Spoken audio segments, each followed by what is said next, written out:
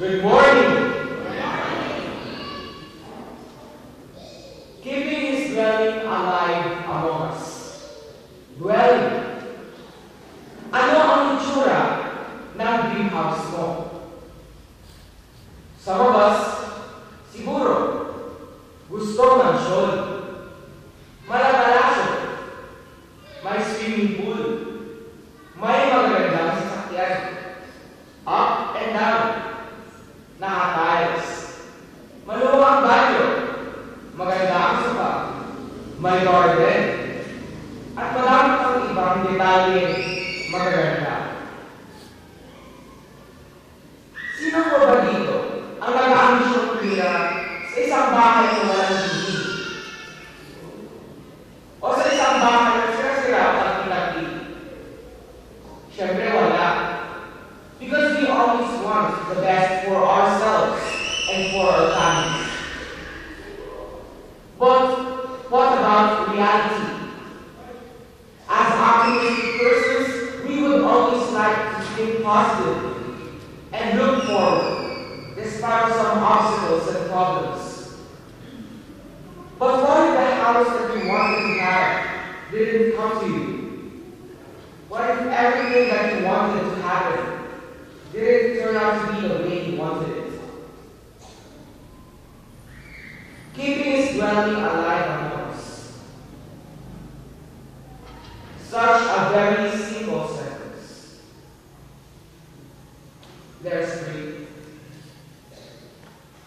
May the Lord open the ears of our hearts to understand His message wholeheartedly. And may the Lord guide me in everything that I say. Amen. According to Luke chapter 2, verses 36 to 40, there was a prophetess, si Anna. She was very old. Sobrang tanda na talaga.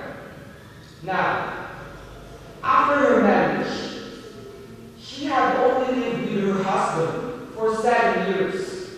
Only for 7 years. Si Anna, bilang isang babae, I wondered what could she have done when she lost her husband. And then I started wondering on how or what did she do to overcome this obstacle. Things started to come to me. Maybe she cried and cried and just became a negative thinker. Or maybe she went back to her parents. Or maybe she called a friend to have a companion while she was in grief. But she didn't. Instead, she stayed in the temple, worshiping God night and day, fasting and praying until she was very old. Or at least, until she was 84 years old. Imagine, for 84 years, all she did was praying and fasting, because she was waiting for God's promise, the Messiah, the salvation of Israel. She waited 4 years. Tayo po ba? Ilang minuto po ang hangganan ng ating pasensya? Minsan nga po, wala pang 5 minuto na iinit na tayo. How much more na lang kaya si Anna na 84 years na naghintay? Do some of us have the ability to wait for 84 years?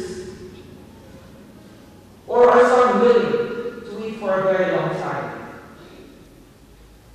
For me, Anna was very blessed, for the Lord had heard her prayers, because she saw the Messiah herself, and it was very worth the wait. Keeping His dwelling alive among us. Keeping. From the word itself, it means that it is a state of keeping, hiding, or holding on to something. Just like a person tries to keep a promise to or for a friend, and the lady trying to care for her jewelries.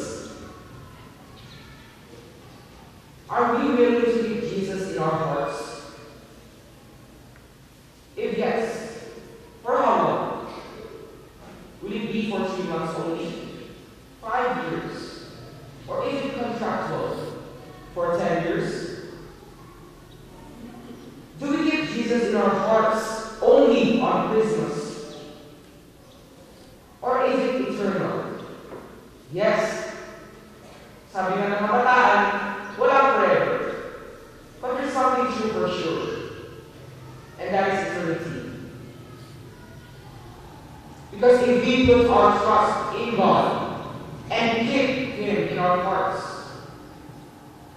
there will be an eternity. His dwelling. Automatically, when we hear the word His, it would somehow pertain to a man trying to protect his or her family, a friend. And sometimes it is our God, our one and only God, to whom we thank and worship at this very moment. When we say dwelling, it would mean for someone to stay in a place. Manirahan sa lugar. It means for someone to settle in a place and make it his or her home. Ang ibig sabihin ng dwelling ay hindi lang basta upang bumisita at maglibot-libot para lang tumingin ng mga lugar, or to be a visitor only for 2 to 3 weeks or 1 to 2 years. Instead, it is the very moment when we accept someone as our brother or sister.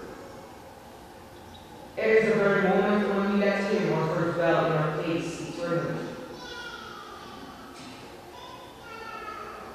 Does Jesus dwell in your heart?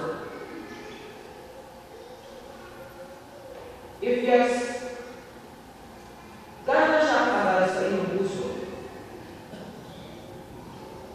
Ang tanong, noong nag-back siya sa door mo, agad-agad mo ba siyang i-welcome? Or is He truly welcome? If we say yes, how do you treat Him? Is He just a visitor to you or your lifetime partner? Alive among us. He is alive among us. Buhay siya sa atin at siya ang nakikita sa atin. Ngunit siya nga ba talaga ang nakikita sa atin? Sa iyo, sa akin, sa iyong personalidad, sa iyong buhay. Yes, we go to church. We say, glory be to God. But do we mean it? Is He truly seen in you, in all of us?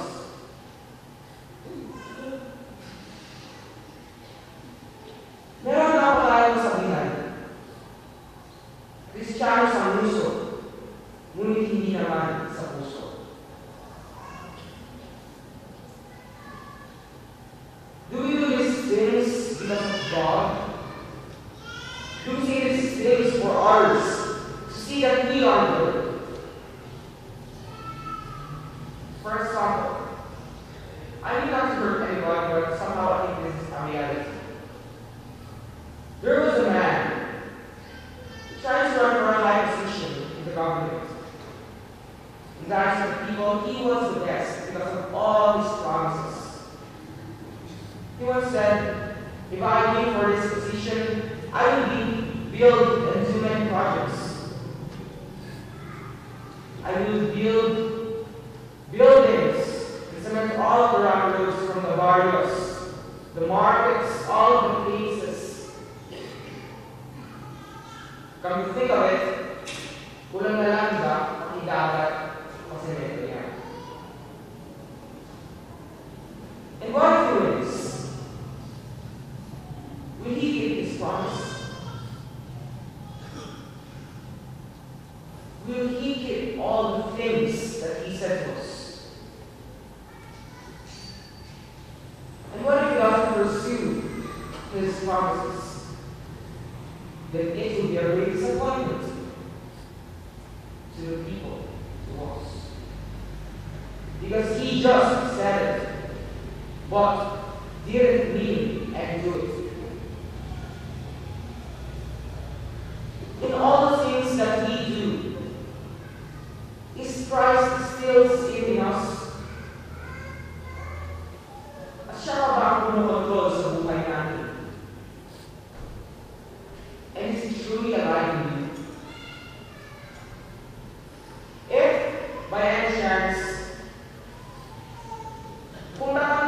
mo si Kristo sa buhay mo?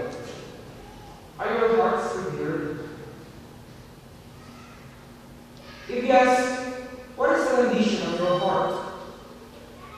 Is it empty? Walang kalaman-laman? Is it dirty? Sobrang dumi, hindi maayos? Is it full of hate? Is it angry? Is it negative? Or is it broken? Or destroyed? If we planted a plant and grew it and put it in a dirty place, it wouldn't survive. How much more do we humans? We couldn't survive in a dirty place for 1 week. Our instinct would tell us to clean and clean until it is very tight. A person could survive a year or a month living inside a dirty place. There might even be a chance for that person to have illness or maybe to die. And what if you wanted Jesus to come into your hearts? Would you want him to stay and dwell in that very sad and dirty place?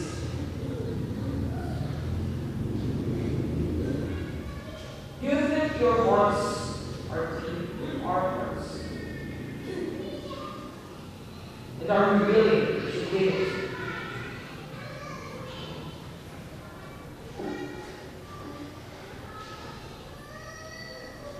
This Christmas, is this a time for a start of his eternal dwelling in your heart? Why won't we try to welcome him and keep his dwelling alive in you? In the name of the Father,